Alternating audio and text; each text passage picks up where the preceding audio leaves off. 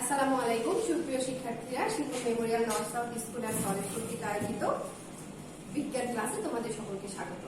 আশা করি সকলেই ভালো আছো, সুস্থ আছো। বর্তমান আমরা সবাই জানি একটা ক্রাইসিস মুভমেন্ট চলছে, করোনাকালীন যে দুর্যোগ দেখা দিয়েছে। জানি না কতদিন এটা সাস্টেইন করবে, তবে আশা করবো সকলেই তোমরা স্বাস্থ্যবিধি মেনে চলবে, পুষ্টিকর খাবার খাবে এবং অপ্রয়োজনে বাসা থেকে বের হবে না। যদি বের হও তাহলে কি করবে, অবশ্যই স্বাস্থ্যবিধি মেনে বের হবে এবং বাসায় আসার পর যতটা দ্রুত সম্ভব নিজে পরিষ্কার হয়ে নেবে। আসো এখন আমরা আমাদের ক্লাসে চলে যাই। আমি মির্জা শাহজাহান ইয়াসমিন মুমু। আমরা আজকে দশম শ্রেণীর বিজ্ঞান বইয়ের নবম অধ্যায়, যেটা নাম হচ্ছে দুর্যোগের সাথে বসবাস, এই অধ্যায়টা নিয়ে আমরা আজকে রিভিশন ক্লাস করব। আচ্ছা, আসো আমরা দেখে নিই আমাদের আজকের এই অধ্যায় থেকে আমরা কোন কোন শিখন ফলগুলো লাভ করতে পারবো। প্রথমে আমরা দেখতে পাচ্ছি জলবায়ুর পরিবর্তনের প্রভাব আমরা ব্যাখ্যা করতে পারবো। পরিবেশগত সমস্যা, বৈশ্বিক উষ্ণতা এবং কার্বন দূষণ সম্পর্কে আমরা জানতে পারবো। এছাড়াও দুর্যোগ সৃষ্টির কারণ, প্রতিরোধ, মোকাবিলার কৌশল এবং তাৎক্ষণিক করণীয় সম্পর্কে আমরা বর্ণনা করতে পারবো। এছাড়াও কি রয়েছে, বন্যা, খরা, সাইক্লোন, সুনামি, অ্যাসিড বৃষ্টি এবং ভূমিকম্প সম্পর্কে আমরা ব্যাখ্যা করতে পারবো। এছাড়াও আমরা জানতে পারবো কি মানসম্মত ও উন্নত পরিবেশের গুরুত্ব। আশা করি সকলে খাতা কলম নিয়ে বসেছো। আসলে আমরা আলোচ্য বিষয়গুলো দেখে নিই এবং সাথে সাথে তোমরা কি করবে, প্রত্যেকে নিজের খাতায় আলোচ্য বিষয়গুলো লিখে ফেলবে। আচ্ছা, আলোচ্য বিষয়ে আমরা প্রথমে দেখতে পাচ্ছি কি জলবায়ু পরিবর্তনের প্রভাব, তারপরে পরিবেশগত সমস্যা, বৈশ্বিক সমস্যা এবং কার্বন দূষণ।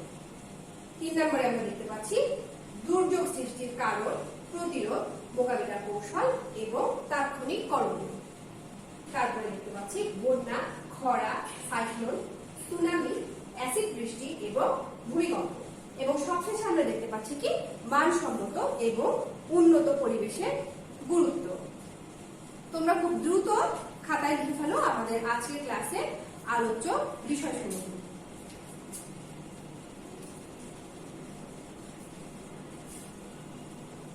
আশা করি সকলে লিখে ফেলেছো। আমরা এখন আমাদের আলোচনায় চলে যাই। প্রথমে আমরা দেখতে পাচ্ছি কি জলবায়ু পরিবর্তনের প্রভাব। আচ্ছা, আমরা বর্তমানে বাংলাদেশে বাস করছি। বাংলাদেশ সহ পুরো পৃথিবী কিন্তু বর্তমানে যে জলবায়ু পরিবর্তনের যে প্রভাব, সেটার মধ্যে কিন্তু সাস্টেইন করছে। কিরকম, আমরা যদি বাংলাদেশের কথা চিন্তা করি তাহলে বর্তমানে বাংলাদেশে কোন কোন ধরনের জলবায়ু পরিবর্তনের প্রভাবগুলো লক্ষ্য করা যায় সেটা আসলে আমরা একটু দেখে নিই। এর মধ্যে প্রথমে রয়েছে কি ঋতু পরিবর্তন। বর্তমান সময়ে আমরা দেখতে পাচ্ছি কি, আমরা জেনে এসেছি ছোটবেলা থেকে আমরা পড়ে এসেছি কি ষড় ঋতুর বাংলাদেশ, অর্থাৎ বাংলাদেশে কয়টা ঋতু, 6টা ঋতু। কিন্তু আমরা যদি একটু গভীরভাবে চিন্তা করি বা পারিপার্শ্বিক পরিবেশটা যদি দেখি তাহলে কি আমরা দেখতে পাই যে বর্তমানে 6টা ঋতু বিদ্যমান? আসলে কিন্তু তা না। এই ঋতুচক্রে কিন্তু খুবই উল্লেখযোগ্য পরিমাণে পরিবর্তন হয়েছে। কিরকম, আমরা যদি বর্ষাকালের কথা চিন্তা করি, আমরা কিন্তু জানি যে আষাঢ় শ্রাবণ কিন্তু বর্ষার মৌসুম। হ্যাঁ, এই 2 মাস বর্ষা, অনেক বেশি পরিমাণ বৃষ্টিপাত হয়। কিন্তু বর্তমানে দেখা যাচ্ছে কি যে আশ্বিন মাসে এসেও কিন্তু বৃষ্টিপাত হচ্ছে। আবার দেখা যাচ্ছে কি আষাঢ় শ্রাবণ মাসে বৃষ্টিপাতের পরিমাণটা অনেকটাই কমে গেছে। আবার দেখা যাচ্ছে শীতকালের কথা যদি আমরা চিন্তা করি, আমরা কিন্তু নভেম্বর, ডিসেম্বর, জানুয়ারি, ফেব্রুয়ারি পর্যন্ত মোটামুটি 4 মাস কিন্তু বেশ শীত পড়তো, ঠান্ডা পড়তো। কিন্তু বর্তমান সময়ে কিন্তু ঠান্ডার পরিমাণটাও অনেকাংশে কমে গেছে। শীতকালটা কিন্তু অনেক ছোট হয়ে গেছে। মূলত দেখা যায় যে ডিসেম্বর মাসেও আমাদের তেমন শীত লাগে না, জানুয়ারি, ফেব্রুয়ারিতে একটু হালকা শীত। তাহলে কি হচ্ছে, এই যে বাংলাদেশের যে জলবায়ু পরিবর্তন হচ্ছে, আমরা কিন্তু এই পরিবর্তনের লক্ষণীয় প্রভাব কিন্তু আমরা দেখতে পাচ্ছি। আবার দেখা যাচ্ছে গ্রীষ্মকালে তাপমাত্রা এত বেশি পরিমাণ বৃদ্ধি পাচ্ছে যে কোনো কোনো দিন 45 থেকে 48 সেন্টিগ্রেডও কিন্তু তাপমাত্রা চলে যায়, যেটাও কিন্তু জলবায়ু পরিবর্তনের একটা উল্লেখযোগ্য প্রভাব। এখন আবার দেখা যাচ্ছে কি যে শীতকালে কখনো কখনো অতিরিক্ত তাপমাত্রা ফল করছে, আবার কখনো দেখা যাচ্ছে কি যে স্বাভাবিক, অর্থাৎ শীতের কোনো অনুভূতি কাজ করছে না। এই সবগুলোই হচ্ছে কি ঋতু পরিবর্তনের মধ্যে অন্তর্গত। এরপরে আমরা দেখতে পাচ্ছি কি 2 নম্বরে, সেটা হচ্ছে কি বন্যা। এখন বন্যা কিন্তু নদীমাতৃক দেশ আমাদের বাংলাদেশ, বন্যা কিন্তু আমাদের দেশের একটা স্বাভাবিক বিষয়। কিন্তু বর্তমানে যেটা হয়েছে যে অধিকাংশই ক্ষেত্রে দেখা যাচ্ছে কি বন্যা একটা জনদুর্ভোগের কারণ সৃষ্টি করছে এবং আমাদের বিশেষ করে গ্রামাঞ্চলে কর্মজীবী যারা আছে কৃষক পর্যায়ে তাদের জন্য কিন্তু এটা খুবই হুমকির কারণ হয়ে দাঁড়িয়েছে। তবে বন্যা কিন্তু আমাদের দেশের জন্য এক দিক দিয়ে ভালো, কারণ কি হয়, বন্যার ফলে আমাদের পানির যখন কি হচ্ছে নদীর পানিগুলো যখন উপচে এসে লোকালয়ে প্রবেশ করে বা কৃষি জমিতে প্রবেশ করে, তখন কি হয়, সেখানে কিন্তু মাটিতে পলি পড়ে, আর পলি পড়ার পরে কি হয়, সেখানে জমির কিন্তু উর্বরতা বৃদ্ধি পায়। কিন্তু সাম্প্রতিককালে কি হয়েছে, সাম্প্রতিককালে কিন্তু অনেক এই বন্যারও কিন্তু দিকটা পরিবর্তন হয়েছে এবং দেখা যাচ্ছে কি অসময়েও সারা বছরই বাংলাদেশের কোনো না কোনো জায়গায় কিন্তু বন্যা লেগে থাকছে এবং বন্যার পানি কি করছে, সামগ্রিক জনদুর্ভোগ সৃষ্টি করছে। আবার দেখা যায় কি যে জায়গাগুলো সাধারণত বন্যা প্রবণ না, যে অঞ্চলগুলো যেমন কি রয়েছে যশোর, ঢাকা, এগুলো মূলত কিন্তু বন্যা প্রবণ অঞ্চল নয়, কিন্তু তারপরেও দেখা যাচ্ছে কি যে বন্যার কারণে বন্যার পানিতে সেই শহরগুলো কিন্তু তলিয়ে যাচ্ছে বা সেখানকার লোকালয়ে ঢুকে যে বন্যার পানি ঢুকে যে কি করছে, জনজীবন পরিবর্তন করছে। এরপরে আমরা চলে আসি 3 নম্বরে নদী ভাঙন। নদীমাতৃক বাংলাদেশ আমরা পূর্বেও বলেছি, নদী ভাঙন একটা স্বাভাবিক ঘটনা বাংলাদেশের প্রেক্ষাপটে, কিন্তু বর্তমানকালে কি হয়েছে, বর্তমানকালে কিন্তু এই নদী ভাঙনও কিন্তু খুবই সাম্প্রতিক হারে বেড়ে গিয়েছে। এতে যেমন কি হচ্ছে, একদিক থেকে বিপুল জনগোষ্ঠী তাদের গৃহহারা হচ্ছে, ঘর বাড়ি ভেঙে যাচ্ছে, আবার কি হচ্ছে, অনেক আবাদি জমি কি হচ্ছে, নদী গর্ভে কিন্তু বিলীন হয়ে যাচ্ছে, যার ফলে আমাদের মতো এই বিশাল জনগোষ্ঠীর বাংলাদেশ কিন্তু নদী ভাঙন একটা গুরুত্বপূর্ণ বিপর্যয় এবং মারাত্মক সমস্যা হয়ে দাঁড়িয়েছে।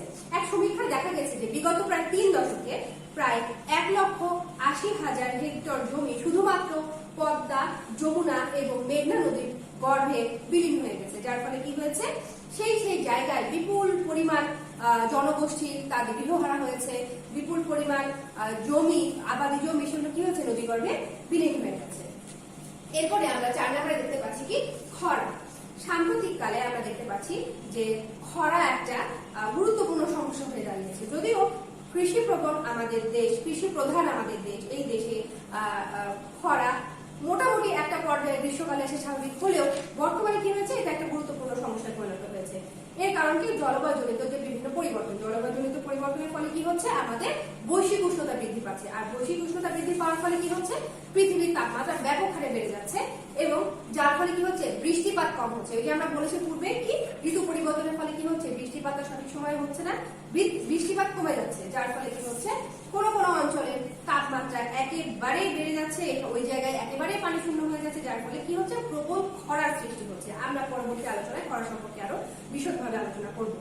এরপরে কি হচ্ছে, বাংলাদেশে বিশেষ করে ফসলের যে উৎপাদন, যে কৃষি জমির যে ফসলের আবাদ যেগুলো হয়, সেগুলো কিন্তু বিশদ আকারে ক্ষতিগ্রস্ত হচ্ছে।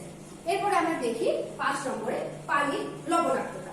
এখন জলবায়ু জনিত যখন আমরা পরিবর্তন আলোচনা করছি, এই জলবায়ু জনিত পরিবর্তনের ফলে কিন্তু কি হচ্ছে, সমুদ্রের পানির উচ্চতা যদি কোনো কারণে বেড়ে যায়, এই বিভিন্ন বৈশ্বিক কারণগুলো নিয়ে, তখন কি হবে, এই সমুদ্রের পানির উচ্চতা যদি বেড়ে যায়, বাংলাদেশের প্রায় 1/3 ভূখণ্ড কি হবে, এই সমুদ্রের পানির নিচে তলিয়ে যাবে। আর সেক্ষেত্রে কি হবে, সমুদ্রের পানি আমরা সকলে জানি প্রচুর লবণাক্ত, কারণ সমুদ্রের পানি থেকে কিন্তু বাদ দিয়ে আমরা লবণ উৎপন্ন করি। এই লবণাক্ত পানি যখন আমাদের মূল ভূখণ্ডে, কৃষি জমির ভূখণ্ডে চলে আসবে, তখন কি হবে, আবাদি জমিগুলো কিন্তু লবণাক্ত হয়ে যাবে এবং স্বাভাবিকভাবে সকল ধরনের ফসল ফলানোর জন্য কিন্তু সেটা উপযোগী থাকবে না, যার ফলে কি হবে, আমাদের ফসলের উৎপাদন ব্যাহত হবে, আমাদের কৃষি সম্পদ, ধানি যে ফসলগুলো, সেগুলোর উৎপাদন ব্যাহত হবে এবং অনেক সময় কি হবে, কৃষি লবণাক্ততার পরিমাণ যদি অনেক বেশি অংশে বেড়ে যায়, তখন কি হবে, সকল ধরনের ফসল উৎপাদনের জন্য কিন্তু ওই জমিগুলো একেবারে পরিত্যক্ত হয়ে যাবে। বর্তমানে কিন্তু অতি সাম্প্রতিককালে যে তথ্য, সেই তথ্য অনুযায়ী বাংলাদেশের প্রায় দক্ষিণ পশ্চিমাঞ্চলের প্রায় 8,30,000 হেক্টর জমি কিন্তু লবণাক্ততার ফলে কৃষি চাষের অনুপযোগী হয়ে পড়েছে। তাহলে দেখো, এটা কত বড় কিন্তু একটা ভয়াবহ বিষয় যে 8,30,000 হেক্টর জমি, এটা কিন্তু একেবারে খুব সহজ একটা বিষয় না। হ্যাঁ, তাই কি করতে হবে, আমাদেরকে অবশ্যই এক্ষেত্রে কি করতে হবে, এই জলবায়ু পরিবর্তনের যে প্রভাবগুলো, সেগুলো নিয়ে আমাদেরকে খুবই বেশি পরিমাণ জনসচেতনতা বৃদ্ধি করতে হবে এবং প্রত্যেকটা মানুষকে কিন্তু সচেতন হতে হবে। এরপরে আমরা দেখি 6 নম্বরে কি, সামুদ্রিক প্রবাল ঝুঁকি। সামুদ্রিক প্রবাল সাধারণত কিন্তু খুবই তাপমাত্রার প্রতি বিশেষ করে খুবই বেশি সংবেদনশীল। কিরকম, সাধারণত এই প্রবালগুলো বেঁচে থাকার জন্য 22 থেকে 28 ডিগ্রি সেলসিয়াস তাপমাত্রা হচ্ছে তাদের সহনীয় পর্যায়ে, অর্থাৎ 22 থেকে 28 ডিগ্রি সেলসিয়াস তাপমাত্রায় কিন্তু প্রবালগুলো খুব সহজেই তারা কি করতে পারে, সাস্টেন করতে পারে। কিন্তু কোনো কারণে যদি 1 থেকে 2 ডিগ্রি পরিমাণ তাপমাত্রা বেড়ে যায়, সেক্ষেত্রে কিন্তু প্রবালদের জন্য বেঁচে থাকা খুবই বেশি কষ্টকর হয়ে যায়। একটা গবেষণায় পাওয়া গিয়েছে যে 1960 সালে বাংলাদেশের সেন্ট মার্টিন দ্বীপে যে পরিমাণ প্রবাল ছিল 2010 সালে এসে কিন্তু তা প্রায় কত হয়েছে, 70% মতো বিলীন হয়ে গেছে। তাহলে চিন্তা করা যায় যে 1960 সাল থেকে 2010 সালের মধ্যে কি হয়েছে, প্রায় 70% বিলীন হয়ে গেছে। তাহলে কি করতে হবে, আমরা যদি এখনো সচেতন না হই কিন্তু তাহলে পরবর্তীতে এই প্রবালগুলোকে কিন্তু আর কখনো বাঁচানো সম্ভব হবে না, বা সেগুলোর সংরক্ষণ করাটা সম্ভব হবে না। তারপরে আমরা দেখি 7 নম্বরে বনাঞ্চল। আচ্ছা, বাংলাদেশের একমাত্র ম্যানগ্রোভ বন কোনটা? সুন্দরবন। আমরা সকলেই জানি এইটা যেমন কি একদিক দিয়ে জীববৈচিত্র্যে পরিপূর্ণ, বিভিন্ন ধরনের গাছপালা রয়েছে, বিভিন্ন জীবজন্তু রয়েছে, এটা আমাদেরকে একটা মহামূল্যবান সম্পদ। তবে অর্থনীতিতেও কিন্তু এর যথেষ্ট গুরুত্বপূর্ণ ভূমিকা রয়েছে। কিভাবে? সাধারণত এই যে বিভিন্ন ধরনের প্রাকৃতিক দুর্যোগগুলো হয়, সাইক্লোন হয়, ঘূর্ণিঝড় হয়, হ্যারিকেন হয়, এগুলো থেকে সাধারণত প্রোটেক্ট করার জন্য, প্রতিরোধের জন্য কিন্তু সুন্দরবন রক্ষা কবচ হিসেবে কাজ করে। কিভাবে? এই সুন্দরবনে আছে জন্যই কিন্তু অধিকাংশ ক্ষেত্রে এই ঝড়ঝাপটাগুলো কিন্তু বনের গাছপালার উপর দিয়ে চলে যায়। যদি সেই বনটা বনশূন্য হয়ে যায় বা সেই আমাদের ম্যানগ্রোভ বনটা ক্ষতিগ্রস্ত হয়, তাহলে কি হবে, একটা সময় কিন্তু আরো বেশি পরিমাণ দুর্যোগের শিকার আমাদের বাংলাদেশের মানুষজন হবে। একটা গবেষণায় দেখা গেছে যে সমুদ্রের পানির উচ্চতা যদি 45 সেন্টিমিটার বৃদ্ধি পায়, তাহলে কি হবে, তাহলে আমাদের এই ম্যানগ্রোভ বনের প্রায় 75% কিন্তু পানির তলদেশে চলে যাবে। আর যদি কোনো কারণে সমুদ্রের এই পানি পৃষ্ঠের উচ্চতা যদি 1 মিটার বাড়ে, তাহলে কি হবে, তাহলে আমাদের পুরো সুন্দরবন ধ্বংস হয়ে যেতে পারে। এবং এর ফলে কি হবে, সুন্দরবনে যত জীবজন্তু রয়েছে, যত জীব বৈচিত্র্য রয়েছে, সবকিছু কিন্তু একেবারে বিলীন হয়ে যেতে পারে। এরপরে আমরা দেখতে পাই 8 নম্বরে হচ্ছে কি মৎস্য সম্পদ। আচ্ছা, একটা সময় দেখা যেত কি বাংলাদেশের নদ নদী, খাল বিল, পুকুর ইত্যাদি জায়গায় কিন্তু প্রচুর পরিমাণ মৎস্য পাওয়া যেত, মাছ পাওয়া যেত। এবং আমরা যদি আমাদের শহরের কথা চিন্তা করি, আমাদের শহরে রাজশাহী শহরের কথা যদি চিন্তা করি, আমাদের আশপাশে কিন্তু অনেক পুকুর ছিল, রাজশাহীতে অনেক পুকুর ছিল। কিন্তু বর্তমানে কি হয়েছে, সেই পুকুরগুলো ভরাট করে ফেলা হয়েছে। ভরাট করে কি করছে, সেখানে হাই রাইজ বিল্ডিং করছে, ডেভেলপারকে দিচ্ছে, যার ফলে কি হচ্ছে, ওইখান থেকে কিন্তু আমাদের মৎস্য সম্পদ যে আমাদের আহরণ হতো, বা আমাদের যে শহরের চাহিদাটুকু পূরণ হতো, বা কোনো একটা ফ্যামিলির চাহিদা পূরণ হতো, সেটা কিন্তু বন্ধ হয়ে গেছে। এবং যার ফলে কি হচ্ছে, নদীমাতৃক এই নদীতে, এই বাংলাদেশে কি হয়, আগের মতো কিন্তু আর মাছ পাওয়া যায় না। ঠিক আছে? আর এই যে গাছপালা উজাড় করা হচ্ছে, বন উজাড় করা হচ্ছে, তারপরে নদীর পানি ভরাট করা হচ্ছে বা পুকুর ভরাট করা হচ্ছে, যার ফলে কিন্তু কি হচ্ছে, আমাদের বৈশ্বিক উষ্ণতা বৃদ্ধি পাচ্ছে। সার্বিকভাবে কিন্তু এটা একটা জীববৈচিত্র্যের জন্য তথা জলবায়ুর জন্য বিরূপ প্রভাব বিস্তার করছে। এরপরে আমরা দেখি হচ্ছে কি স্বাস্থ্য ঝুঁকি। আচ্ছা, তোমাদের কি মনে হয় না যে জলবায়ু জনিত যে পরিবর্তনগুলো, সেই পরিবর্তনের ফলে আমাদের বিভিন্ন ধরনের স্বাস্থ্য ঝুঁকি হচ্ছে? কিভাবে কিভাবে যদি আমরা বলি, আচ্ছা, এই যে বন্যার ফলে কি হচ্ছে, আমাদের কিন্তু বিভিন্ন ধরনের পানি দূষণ হচ্ছে, বিভিন্ন নোংরা পানি লোকালয়ে প্রবেশ করছে, সেখান থেকে কি হচ্ছে, পানি বাহিত বিভিন্ন ধরনের রোগ দেখা দিচ্ছে। এছাড়াও কি হচ্ছে, আমাদের খাদ্য ঘাটতি দেখা দিচ্ছে। খাদ্য ঘাটতি যদি দেখা যায়, তাহলে কি হবে, আমাদের স্বাস্থ্য ঝুঁকি অবশ্যই এর অন্তর্ভুক্ত হবে। এছাড়াও কিন্তু বিভিন্ন ধরনের রোগ দেখা দিচ্ছে। এই যে অ্যানথ্রাক্স রোগ, এই অ্যানথ্রাক্স রোগটা কিন্তু আগে কখনো বাংলাদেশ মানুষ শুনে নাই, কিন্তু বর্তমানে কি হচ্ছে, অ্যানথ্রাক্স রোগের চাহিদা নাকি, অ্যানথ্রাক্স রোগের যে প্রাদুর্ভাব, সেটা কিন্তু অনেক বেশি আকারে বিস্তার করেছে। এবং দেখা যাচ্ছে কি সিরাজগঞ্জ এলাকায় সাধারণত অ্যানথ্রাক্স রোগের প্রাদুর্ভাবটা কিন্তু সবচাইতে বেশি। এই জন্য কি করতে হবে, এই জলবায়ু জনিত যে বিরূপ প্রতিক্রিয়াগুলো, সেগুলো থেকে আমাদেরকে অবশ্যই সচেতন থাকতে হবে। এরপরে আমরা দেখি হচ্ছে কি জীববৈচিত্র্য। আমরা পূর্ববর্তী যতগুলো আলোচনা করেছি, তার মধ্যে কিন্তু জীববৈচিত্র্য অত্যন্ত গুরুত্বপূর্ণ। সঠিকভাবে যদি উদ্যোগ না নেওয়া হয়, তাহলে কিন্তু কি হবে, জলবায়ু জনিত পরিবর্তনের ফলে বাংলাদেশের প্রায় 30% জীববৈচিত্র্য ধ্বংসের সম্মুখীন হতে পারে। এই জন্য এখন কি করতে হবে, আমাদের সময় থাকতে নিজেদেরকে সচেতন হতে হবে। এরপরে আমরা দেখছি কি 11 নম্বরে সাইক্লোন। আচ্ছা, এই সাইক্লোনও কিন্তু একটা ভয়াবহ প্রাকৃতিক দুর্যোগ। আমরা এই বিষয়ে এই ক্লাসে পরবর্তীতে বিস্তারিত আলোচনায় আসছি। আচ্ছা, এরপর আমরা দেখি বাংলাদেশের পরিবেশগত বিভিন্ন সমস্যা, বৈশ্বিক উষ্ণতা এবং কার্বন দূষণ। বাংলাদেশ সহ বিশ্বের প্রতিটি স্থান এখন নানা রকম পরিবেশগত সমস্যায় জর্জরিত। হ্যাঁ, এর মধ্যে একটা অন্যতম সমস্যা কি, জনসংখ্যা বৃদ্ধি। এটা কিন্তু আমরা সেই ছোটকাল থেকেই শুনে এসেছি, জনসংখ্যা বৃদ্ধি সম্পর্কে সচেতনতা। জনসংখ্যা বৃদ্ধি একটা সামাজিক সমস্যা, এটা একটা বর্তমানে কি হয়েছে, পরিবেশগত একটা বড় সমস্যা হিসেবে দাঁড়িয়েছে। এটি একদিকে যেমন একটা গুরুত্বপূর্ণ সমস্যা, অন্যদিকে কি পরিবেশগত মূল কারণও এটি, পরিবেশগত সমস্যার মূল কারণ এটি। বর্তমানে যে হারে জনসংখ্যা বাড়ছে 2050 সালের মধ্যে বিশ্বের জনসংখ্যা হবে প্রায় 10 billion. Can you imagine? 10 billion কত? অনেক বেশি। এক সমীক্ষায় দেখা গেছে যে 1950 সালের পর থেকে শুধু জনসংখ্যা বৃদ্ধির কারণে কিন্তু শতকরা প্রায় 80% বনভূমি উজাড় হয়ে গেছে। কেন উজাড় হয়ে গেছে? এই যে জনসংখ্যা বাড়ছে, তারা থাকবে কোথায়? তাদের তো বাসস্থান দরকার, তাদের তো খাবার দরকার, তাই না? তারা থাকবে কোথায়? তখন কি হচ্ছে, এই যে বনভূমিগুলো উজাড় করা হচ্ছে এবং সেখানে তারা কি করছে, বাসস্থানের চিন্তা ভাবনা করছে, বাড়াচ্ছে। আবার দেখা গেছে 1991-92 সালে বাংলাদেশে উৎপাদিত মোট খাদ্যশস্যের পরিমাণ ছিল প্রায় কত? 19.32 মিলিয়ন মেট্রিক টন, যা 2007 থেকে 8 সালে দাঁড়ায় 30 মিলিয়ন মেট্রিক টন। এবং কি হয়েছে, 2010 থেকে 11 সালে এসে দাঁড়িয়েছে প্রায় কত? 40 মিলিয়ন মেট্রিক টন। এটা কিন্তু অনেক বেশি একটা হিউজ একটা অ্যামাউন্ট। হ্যাঁ, এরপরে আমরা দেখি হচ্ছে কি বৈশ্বিক উষ্ণতা। পূর্বে যে জলবায়ুজনিত যে পরিবর্তনগুলো আলোচনা করলাম, এর মধ্যে কিন্তু অবশ্যই বৈশ্বিক উষ্ণতা আছে, কোথাও সরাসরি, কোথাও একটু মানে কি বলবো, পরোক্ষভাবে আসে। এখন আমরা দেখি বৈশ্বিক উষ্ণতাটা কি। বৈশ্বিক উষ্ণতার মূল কারণটা হচ্ছে কার্বন ডাই অক্সাইড সহ বিভিন্ন ধরনের গ্যাস, যেমন ozone gas, methane, CFC, nitrous oxide, জলীয় বাষ্প, যেগুলো আমাদের গ্রিন হাউস গ্যাস নামে পরিচিত, এইগুলোর পরিমাণ হিউজ আকারে বেড়ে যাওয়া। এই বেড়ে যাওয়ার ফলে কি হয়, বৈশ্বিক উষ্ণতা সৃষ্টি হয়, যার ফলে কি হচ্ছে, আমাদের হিমালয়ে বরফ গলা শুরু হচ্ছে। এই গ্যাসগুলোর কারণটা কি? এই গ্যাসগুলোর মূল উৎসটা কোথায়? এই মূল উৎসটা হচ্ছে কি বিভিন্ন ধরনের যানবাহন, শিল্প কারখানা, বিদ্যুৎ উৎপাদন কেন্দ্র ইত্যাদি থেকে যে সৃষ্ট ধোঁয়াগুলো রয়েছে। এছাড়াও এই যে আমরা বাসা বাড়িতে যে রেফ্রিজারেটর ব্যবহার করি, আমরা এসি ব্যবহার করি, যে এসির যে গ্যাস, এই গ্যাসটা কিন্তু বৈশ্বিক উষ্ণতার হচ্ছে উল্লেখযোগ্য কারণ। এছাড়াও কিছু প্রাকৃতিক কারণ রয়েছে, এর মধ্যে কি কি? আগ্নেয়গিরি আর অগ্ন্যুৎপাত, দাবানল রয়েছে, গবাদি পশুর মলমূত্র রয়েছে, এবং প্রাকৃতিকভাবে যে বিভিন্ন গাছপালার ক্ষয়, এগুলো কিন্তু আমাদের বৈশ্বিক উষ্ণতার মধ্যে অন্তর্ভুক্ত।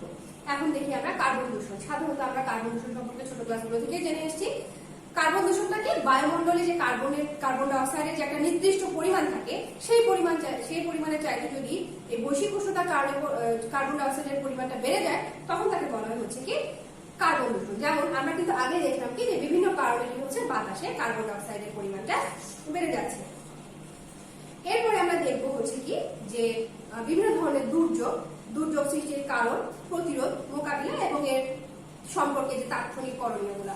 প্রথমে আমরা দেখতে পাচ্ছি কি একটা চিত্র, যেটা দেখে আমরা বুঝতে পারছি কি এটা একটা দুর্যোগ, অর্থাৎ এটা হচ্ছে বন্যার চিত্র। আমরা কিন্তু দেখতে পাচ্ছি যে এই চিত্রটা দিয়ে কিন্তু আমরা অনেকাংশে বর্ণনা করতে পারবো যে বন্যা হলে আসলে কি ধরনের ক্ষয়ক্ষতিগুলো হয়। আমরা এখানে দেখতে পাচ্ছি কি এখানে খাওয়ার পানির যে নলকূপটা, সেটা কিন্তু অলরেডি ডুবে গেছে, এবং এখান থেকে যখন পানি উত্তোলন করা হবে, সেটা অবশ্যই কি বিভিন্ন ধরনের দূষিত ময়লা সংমিশ্রিত কিন্তু পানি কিন্তু সেখান থেকে পাওয়া যাবে, এবং এটা যদি খায় তাহলে কি হবে, অবশ্যই বিভিন্ন ধরনের পানিবাহিত রোগ দ্বারা সে কি হবে, আক্রান্ত হবে। তারপর দেখতে পাচ্ছি লোকালয়ের মধ্যে নৌকা চলছে, মানে কি অতিরিক্ত ওভারফ্লোর ফলে কি হচ্ছে, নদীর পানিগুলো লোকালয়ে প্রবেশ করেছে, জনজীবন বিপর্যস্ত হচ্ছে, এবং দেখা যাচ্ছে কি বাড়িঘরের অধিকাংশ কিন্তু অর্ধেক পরিমাণে কিন্তু ডুবে গেছে। যদিও নদীমাতৃক বাংলাদেশের জন্য বন্যা একটা স্বাভাবিক সমস্যা, কিন্তু বর্তমানে কি হয়েছে, এটা একটা দুর্যোগের রূপ নিয়ে দাঁড়িয়েছে। এর একটা অন্যতম কারণ হচ্ছে কি, বন্যা সংঘটনের অন্যতম কারণের মধ্যে রয়েছে যে নদীর পানি ধারণ ক্ষমতা। বাংলাদেশে যে নদ নদী রয়েছে, সেগুলো কিন্তু কি হয়েছে, বিভিন্ন ধরনের বর্জ্য, অব্যবস্থাপনা, নদী ভাঙন ইত্যাদি কারণে কি হচ্ছে, পানির তলদেশ কিন্তু ভরে গেছে।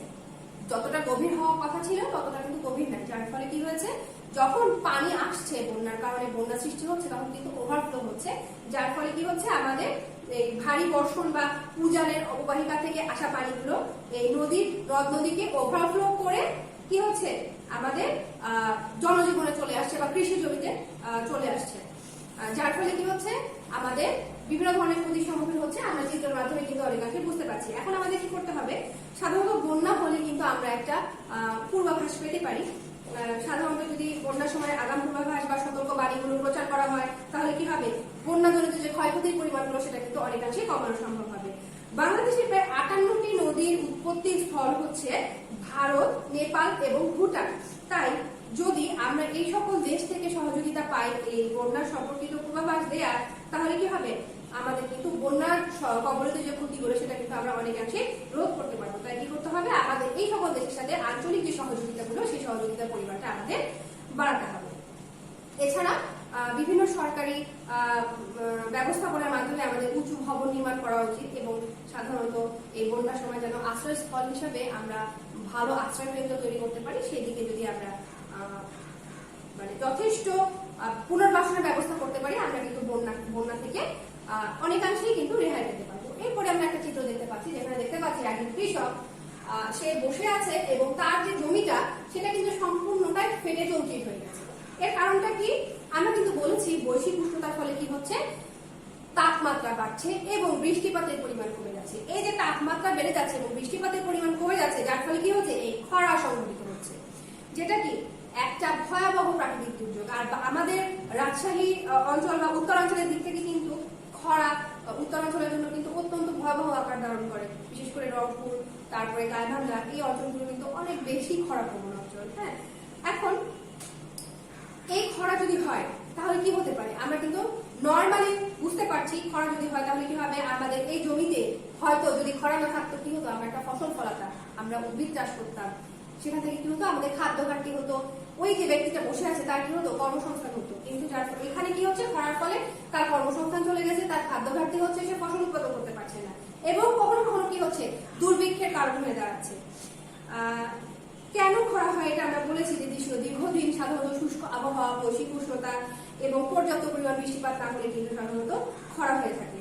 হ্যাঁ, এখন এই খরা প্রতিরোধের জন্য আমাদের কি করতে হবে, খরার মূল কারণটাই কিন্তু হচ্ছে যে অপর্যাপ্ত পানির ব্যবস্থাপনা।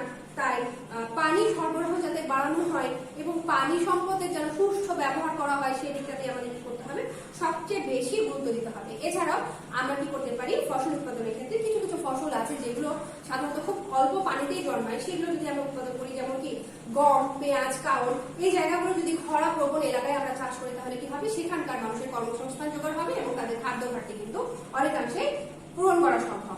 এছাড়া কি করতে হবে, খরা মোকাবিলা করার জন্য আরেকটা গুরুত্বপূর্ণ কাজ হচ্ছে, যেহেতু আমাদের এখন এই নদ নদী, পুকুর, খাল, বিলের পরিমাণটা কমে গেছে, আমরা যদি নতুন করে এগুলো খননের ব্যবস্থা করি তখন তাহলে কি হবে, ওইখানে আমরা পানি ধারণ করে রাখতে পারবো এবং প্রয়োজন অনুসারে আমরা কিন্তু সেখান থেকে পানির চাহিদাটা পূরণ করতে পারবো। এইখানে আমরা দেখতে পাচ্ছি আর একটা চিত্র, যে হয়তো কোনো এক সময় এই জায়গাটা অনেক ফসল ফলতো, কিন্তু খরার কারণে কিন্তু সেটা একেবারে জমিটা ফেটে চৌচির হয়ে গেছে।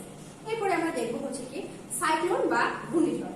সাইক্লোন শব্দটি এসেছে মূলত গ্রিক শব্দ কিক্লোস, যার অর্থ হচ্ছে কি কয়েল অফ স্নেক, অর্থাৎ সাপের কুণ্ডলী। কারণ কি, এই স্যাটেলাইট থেকে যখন এই ঘূর্ণিঝড় বা এই সাইক্লোনের ছবিটা দেখা যায় তখন তাকে সাপের কুণ্ডলীর মতো দেখায়, এই জন্য একে বলা হয় হচ্ছে কি কয়েল অফ স্নেকস। আচ্ছা, এখন এই ঘূর্ণিঝড় কেন হয়, সাধারণত নিম্নচাপের কারণে বাতাস যখন প্রচন্ড গতিবেগে ঘুরতে থাকে তখন সেটাকে সাইক্লোন বা আমরা ঘূর্ণিঝড় বলে থাকি। সাধারণত আমরা এশিয়া মহাদেশে যেটাকে সাইক্লোন বলি, আমেরিকাতে কিন্তু সেটাকে সাইক্লোন বলা হয় না, আমেরিকায় সেটাকে বলা হয় হচ্ছে কি হ্যারিকেন, এবং যে দূরপ্রাচ্যের যে দেশগুলো রয়েছে সেখানে বলা হয় হচ্ছে কি এটাকে টাইফুন। এখন ভৌগোলিক অবস্থানগত কারণে কিন্তু বাংলাদেশ একটা সাইক্লোন প্রবণ দেশ এবং খুবই ঝুঁকিপূর্ণ অবস্থায় থাকে। 1960 সাল থেকে 1912 সাল পর্যন্ত বাংলাদেশে প্রায় 50 বার সাইক্লোন আঘাত করেছে। এর মধ্যে 1960, 61, 63, 65, 70, 85, এছাড়াও 2007-9 এই সালের যে সাইক্লোনগুলো এগুলো ছিল অনেক বেশি প্রলয়ঙ্করী এবং ভয়ঙ্করী। তবে সবচেয়ে বেশি ভয়ঙ্কর ছিল কোনটা, 1970 সালের যে প্রলয়ঙ্করী সাইক্লোন হয়েছিল, সেটা হচ্ছে বর্তমানে বাংলাদেশের ইতিহাসে সবচেয়ে বেশি ক্ষতি করে গেছে এবং সেই ঘূর্ণিঝড়ে বা সেই সাইক্লোনে প্রায় 5 লক্ষ মানুষের কিন্তু প্রাণহানি ঘটেছিল। এখন এই সাইক্লোন হলে আমরা কি করতে পারি, সাধারণত যদি বাতাসের গতিবেগ 63 কিলোমিটারের বেশি বা তার চাইতে বেশি হয় তখন কিন্তু সাধারণত সাইক্লোন সংঘটিত হয়। এই জন্য কি করতে হবে, আমাদেরকে অবশ্যই এই সাইক্লোনের হাত থেকে রক্ষা পাওয়ার জন্য আমরা কি করতে পারি, এই যে পূর্ববর্তী যে প্রচারণা, পূর্বাভাসের মাধ্যমে আমরা কি করতে পারি, জনসচেতনতা বৃদ্ধি করতে পারি, আশ্রয় কেন্দ্র তৈরি করতে পারি, হ্যাঁ, খাদ্য সংস্থানের যোগান করে রাখতে পারি, যার ফলে কি হবে, যখন এই প্রাকৃতিক দুর্যোগগুলো আসবে আমরা সেখানে কিন্তু সেটাকে মোকাবেলা করতে পারবো। আরো একটা বিষয় হচ্ছে কি, আমাদের বাংলাদেশের প্রেক্ষাপটে কি কালবৈশাখী ঝড়, যেটা সাধারণত কখন হয়, সাধারণত এপ্রিল মে মাসের দিকে কিন্তু আমাদের এই কালবৈশাখী ঝড়গুলো হয় এবং এটাও কিন্তু অনেক বেশি ক্ষতির কারণ হয়ে দাঁড়ায়। যদি ঝড়ের গতিবেগ 100 কিলোমিটারের বেশি হয় তখন এটাকে কি বলা হয়? টর্নেডো বলা হয়। টর্নেডোর শব্দটি এসেছে একটা স্প্যানিশ শব্দ টোনাডা, যার অর্থ হচ্ছে থান্ডার স্টর্ম বা বজ্রঝড়। আমরা চিত্রটা দেখে বুঝতে পারছি যে সাইক্লোন বা ঘূর্ণিঝড়ের ক্ষেত্রে কি ধরনের বাতাসের বেগ থাকে। আমরা বলছি 63 কিলোমিটার পার আওয়ার বেগ থাকে। আমরা কিন্তু এই চিত্রটা দেখে এর ভয়াবহতা সম্পর্কে বুঝতে পারছি। এরপরে আমরা দেখতে পাচ্ছি কি সুনামি। সুনামিও একটা কি অনেক বড় ভয়াবহ প্রাকৃতিক দুর্যোগ। আমরা একটা দেখতে পাচ্ছি যে এটা একটা সমুদ্র, আমরা বুঝে আসছি এটা একটা সমুদ্র, সমুদ্রের পানি কি হচ্ছে ওভারফ্লো হয়ে লোকালয়ে প্রবেশ করেছে। সুনামি একটি জাপানি শব্দ, সু অর্থ হচ্ছে কি বন্দর এবং নামি অর্থ হচ্ছে কি ঢেউ। তাহলে সুনামি শব্দের অর্থটা কি? সুনামি শব্দের অর্থ হচ্ছে বন্দরের ঢেউ। এখন এটি একটি মহাপ্রাকৃতিক দুর্যোগ এবং সুনামিকে বর্তমানে পৃথিবীর তৃতীয় প্রাকৃতিক দুর্যোগের মধ্যে অন্যতম হিসেবে ধরা হয়। সাধারণত সুনামি কি জন্য কিভাবে হয়? আমরা এখানে দেখতে পাচ্ছি একটা সমুদ্রের চিত্র। সাধারণত সমুদ্রের তলদেশে কি থাকে? বিভিন্ন টেকটনিক প্লেট থাকে। এই টেকটনিক প্লেটগুলো কি হয়? যখন সাগরের তলদেশে ভূমিকম্প হয় অর্থাৎ ওই প্লেটগুলো নড়ে চড়ে বসে, তখন কি হয়? আগ্নেয়পথ হতে পারে, ভূমিধ্বস হতে পারে এবং ওই ভূমিকম্পের সমুদ্রের তলদেশে ভূমিকম্পের ফলে কিন্তু সুনামি সংঘটিত হতে পারে। এবং এটা যখন সংঘটিত হয় তখন এই সমুদ্রের ঢেউয়ের গতিবেগ থাকে 500 থেকে প্রায় 800 মাইল পার আওয়ার। এখন খোলা সমুদ্রে যখন এই ঢেউ হয় তখন সাধারণত ঢেউয়ের উচ্চতা 2 থেকে 3 ফুট পর্যন্ত থাকে, কিন্তু যতই এই ঢেউগুলো তীরের দিকে এগিয়ে যায় ততই কি হয়? এই ঢেউয়ের উচ্চতাটা বাড়তে থাকে এবং অনেক বড় বড় বড় বড় ঢেউ আসে। এখানে আমরা যেহেতু চিত্রটা দেখে এখানে দেখতে পাচ্ছি বিশাল উঁচু প্রলয়ঙ্করী একটা সমুদ্রের ঢেউ। সাধারণত আমরা বলেছি যে সমুদ্রের তলদেশে কি হয়? ভূমিকম্প হলে এই সুনামিটা সংঘটিত হয়। 2004 সালে আর 26 ডিসেম্বর স্মরণকালে সবচেয়ে ভয়াবহ সুনামিটা সংঘটিত হয়েছিল, যেটা হয়েছিল কোথায়? ইন্দোনেশিয়া সুমাত্রা দ্বীপের কাছাকাছি। সেখানে একটা ভূমিকম্প সংঘটিত হয়েছিল যার রিক্টার স্কেলে মাত্রা কত ছিল? 9 এবং এটা ছিল সবচেয়ে বেশি প্রলয়ঙ্করী এবং ভয়ঙ্করী একটা সুনামি। আচ্ছা, এরপরে আমরা চলে আসি হচ্ছে কি অ্যাসিড বৃষ্টি। বৃষ্টির পানিতে আমরা জানি সামান্য পরিমাণ অ্যাসিড থাকে, কিন্তু যখন এই অ্যাসিডের পরিমাণ কোনো কারণে বেড়ে যায় তখন কি হয়? সেখান থেকে অ্যাসিড বৃষ্টিটার সূত্রপাত হয়। সাধারণত অ্যাসিড বৃষ্টিতে সালফিউরিক অ্যাসিড ও নাইট্রিক অ্যাসিড বেশি থাকে এবং অল্প পরিমাণে কি থাকে? হাইড্রোক্লোরিক অ্যাসিডও থাকে। অ্যাসিড বৃষ্টি কিন্তু পরিবেশের মারাত্মক ক্ষতি সাধন করে। অ্যাসিডে অনেক সময় কি হয়? অ্যাসিডের প্রতি সংবেদনশীল অনেক গাছ মারা যায়। আবার কি হয়? অনেক সময় এই গাছগুলো পানিতে, ওই বৃষ্টির পানিতে যখন অ্যাসিডের পরিমাণ বেড়ে যায় তখন কি হয়? বিভিন্ন নদ-নদী, পুকুরের পাড়ে যদি যে পোনা মাছ বা যে মাছগুলো থাকে তাদের জন্য কি ক্ষতির সম্মুখীন হয়ে দাঁড়ায় এবং ওই মাছে কি থাকে? মাছের যে ডিমগুলো পানিতে ভাসমান অবস্থায় থাকে সেই ডিমগুলো কিন্তু রেণুকণাগুলো একেবারে নষ্ট হয়ে যায়, ক্ষতি হয়ে যায়। এখন কেন হয়? সাধারণত অ্যাসিড বৃষ্টির প্রাকৃতিক কারণ এবং মানব সৃষ্টি কারণ দুটো কারণে হয়ে থাকে। এর মধ্যে রয়েছে কি, যে বললাম প্রাকৃতিক কারণের মধ্যে রয়েছে আগ্নেয়পাত, দাবানল রয়েছে, বজ্রপাত রয়েছে।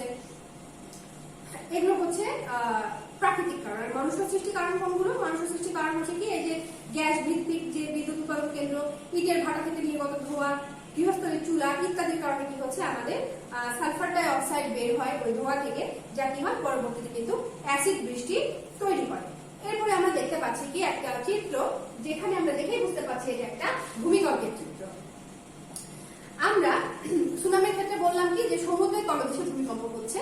আর ভূমিকম্পটা কি? এই ভূমিকম্প হচ্ছে যে পৃথিবীর ভেতরে হঠাৎ যখন কোনো আকস্মিক কম্পন অনুভূত হয়, অর্থাৎ পুরো পৃথিবীতে কিন্তু বিভিন্ন টেকটনিক প্লেটের একটার পর একটা আস্তরণে সাজানো থাকে এবং প্লেটগুলো সাধারণত কিন্তু চলমান অবস্থায় থাকে, কিন্তু কোনো কারণ যদি বেশি নড়ে চলে যায় তখন কি হবে? এই ভূমিকম্পটা সৃষ্টি হবে। আর ভূমিকম্প এই প্রাকৃতিক দুর্যোগগুলোর মধ্যে এমন একটা দুর্যোগ যার কোনো পূর্বাভাস দেওয়া যায় না। ভূমিকম্প কি হয়? শুধুমাত্র ভূমিকম্পটাকে নির্ণয় করা যায় যে এর মাত্রাটা কত ছিল। নির্ণয় করি আমরা কিসের মাধ্যমে? রিক্টার স্কেলের মাধ্যমে। এটা একটা যন্ত্র, এই রিক্টার স্কেলের মাধ্যমে আমরা ভূমিকম্প সংঘটিত হয়ে যাওয়ার পরে আমরা মাপতে পারি যে এর তীব্রতাটা কতখানি ছিল। সাধারণত রিক্টার স্কেলে 5-এর উপরে ভূমিকম্পের মাত্রাটা পরিমাপ করা যায়। এখন ভূমিকম্প হলে আমাদের করণীয় কি? আমরা কিন্তু অনেকেই জানি ভূমিকম্প হলে করণীয় কি। অযথা কিন্তু আমাদের দৌড়াদৌড়ি করা যাবে না। সবচেয়ে কি করতে হবে? সম্ভব হলে বাসার অগ্নি নির্বাপক যে যন্ত্র সেটাকে প্রস্তুত রাখা উচিত। এছাড়া আমাদের ফার্স্ট এইডের বক্সটা রেডি রাখা উচিত। বাসার যে ইলেকট্রিসিটি, বাসার যে গ্যাস বিদ্যুতের লাইনগুলো আছে সেগুলো কি করতে হবে, আমাদেরকে খুব তাৎক্ষণিক বন্ধ করে দেওয়া উচিত। এবং আমাদের করণীয় আরো আছে, যেমন এই আমরা অনেক সময় দেখা যায় যে যারা উঁচু বিল্ডিং এ থাকি তারা দৌড়াদৌড়ি করে সিঁড়ি দিয়ে নামতে চায়। তো অযথিত এই দৌড়াদৌড়ি না করে যদি আমরা স্থির কোনো বিল্ডিং এর যে বিম গুলো আছে সেই বিমের নিচে যদি আমরা মাথার উপর একটা বালিশ দিয়ে যদি সেখানে অবস্থান করি, বা ভারী কোনো তক্তা বা শেলফের নিচে যদি আমরা অবস্থান করি, তাহলে কিন্তু অনেকাংশে আমরা এই ভূমিকম্পের ক্ষয়ক্ষতি থেকে নিজেদেরকে রক্ষা করতে পারবো। আর ভূমিকম্পের পরবর্তী যে করণীয়গুলো, সাধারণত আমাদেরকে দেখতে হবে যে কোন জায়গায় এই ক্ষয়ক্ষতিগুলো সাধারণত হচ্ছে। নিজের বিল্ডিং এর যে ইলেকট্রিক ওয়্যার বা গ্যাস বিদ্যুতের লাইনগুলো রয়েছে সেগুলো চেক করতে হবে যে সে জায়গায় কোনো ক্ষতিগ্রস্ত হয়েছে কিনা, কোনো লাইনের সমস্যা হয়েছে কিনা। কারণ এগুলো যদি আমরা চেক না করি, পরবর্তীতে কি হবে, সেখান থেকে কিন্তু আমাদের পারিপার্শ্বিক জীবনে ক্ষতির কোনো কারণ হয়ে দাঁড়াতে পারে। এই গেল হচ্ছে আমাদের ভূমিকম্প। এবং আমরা এখানে আরেকটা চিত্রের মাধ্যমে দেখতে পাচ্ছি যে কি ধরনের বিপর্যয়গুলো সাধারণত ভূমিকম্পের মাধ্যমে হয়ে থাকে। এখন আমরা দেখব মানসম্মত ও উন্নত পরিবেশের গুরুত্ব। আমরা এই যতগুলো আলোচনা করলাম এগুলো সবগুলো কি ছিল, বিভিন্ন জলবায়ুজনিত পরিবর্তন ছিল, বিভিন্ন দুর্যোগ ছিল, দুর্যোগের কারণ, করণীয়, এই বিষয়গুলো ছিল। এখন এই সবগুলো কিন্তু দাঁড়িয়ে আছে কিসের উপরে, আমাদের মানসম্মত উন্নত পরিবেশের উপরে। যদি এই পরিবেশ যদি মানসম্মত উন্নত না হয়, তাহলে কি হবে, এক সময় সেটা জীববৈচিত্র্যের জন্য বড় হুমকির কারণ হয়ে দাঁড়াবে এবং আমাদের অস্তিত্বটাকে টিকিয়ে রাখা কঠিন হয়ে যাবে। তাই কি করতে হবে, আমাদের নিজেদের মধ্যে যেমন সচেতন হতে হবে, সেরকম আমাদের প্রত্যেককে সচেতন করতে হবে। এবং প্রকৃতি সংরক্ষণশীলতার বেশ কয়েকটি কৌশল আছে, সেগুলো আমরা একটু দেখি। সেগুলো কি কি? প্রথমে কি, সম্পদের ব্যবহার কমানো, অর্থাৎ আমরা অযাচিত কোনো ধরনের জিনিসের আমরা ক্ষয়ক্ষতি করব না, অপ্রয়োজনে কোনো ধরনের জিনিস আমরা ব্যবহার করব না। দূষণ থেকে সম্পদ রক্ষা, বিভিন্ন ধরনের দূষণ থেকে আমরা নিজেদের যে সম্পদ রয়েছে সেটা হতে পারে আমাদের জলজ সম্পদ, পানির সম্পদ, এই সম্পদগুলোকে কি করব, আমরা দূষণের হাত থেকে রক্ষা করব।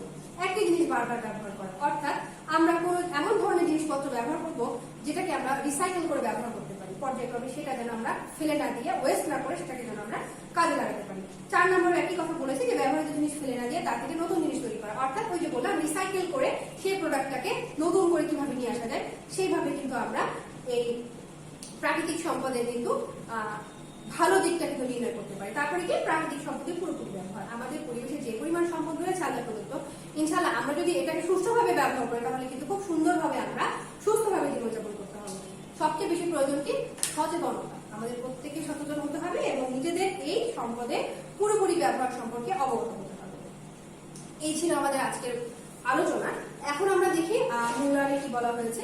প্রথমে আমরা দেখতে পাচ্ছি খরা কি। আমরা কিন্তু আলোচনা করেছি খরা কি। খরা কি? খরা হচ্ছে বিভিন্ন বৈশ্বিক উষ্ণতার ফলে জলবায়ুর পরিবর্তন এবং বৃষ্টিপাতের পরিমাণ কমে যাওয়া, এটাই হচ্ছে কি মূলত খরা। আচ্ছা, বৈশ্বিক উষ্ণতা বলতে কি বুঝো? বৈশ্বিক উষ্ণতা সম্পর্কে আমরা পড়েছি যে বিভিন্ন ধরনের carbon die oxide, CFC, methane, ozone, এই গ্যাসগুলো অযাচিত পরিমাণে ব্যবহার করে যে আমাদের ভূপৃষ্ঠের যে উষ্ণতা সেটা বৃদ্ধি হচ্ছে, সেটা কি আমাদের বৈশ্বিক উষ্ণতা। তারপরে কি কার্বন দূষণ। আমরা এটাও জেনেছি বায়ুমণ্ডলে কার্বনের একটা স্বাভাবিক পরিমাণ আছে, সেই পরিমাণে চাইছে যদি এই বৈশ্বিক উষ্ণতার ফলে কার্বন ডাই অক্সাইডের পরিমাণ যদি কোনো কারণে বেড়ে যায়, সেটাকে আমরা বলি হচ্ছে কি কার্বন দূষণ। লাস্টে আমরা কি দেখতে পাচ্ছি যে মানসম্মত ও উন্নত পরিবেশের যে প্রয়োজনীয়তা সেটা ব্যাখ্যা করো। অর্থাৎ আমরা শেষে বললাম কি যে আমাদের বিভিন্ন সম্পদের সুষ্ঠু ব্যবহার করতে হবে, কোনো জিনিস যেন আমরা অযাচিত ব্যবহার না করি, প্রত্যেকটা জিনিস যেন আমরা চেষ্টা করব রিসাইকেল করে ব্যবহার করা এবং প্রাকৃতিক সম্পদের সুষ্ঠু ব্যবহার নিশ্চিত করা, এগুলো কি আমাদের সাধারণত মানসম্মত এবং উন্নত পরিবেশের প্রয়োজনীয়তা। এই ছিল আমাদের আজকের পড়াশোনা। আগামী দিন তোমাদের হবে রিভিশন টপ ক্লাস 1 অধ্যায় 9 দুর্যোগের সাথে বসবাস। সম্পূর্ণ অধ্যায়টি তোমরা খুব ভালোভাবে বাসায় চর্চা করবে। সবাইকে অনেক ধন্যবাদ।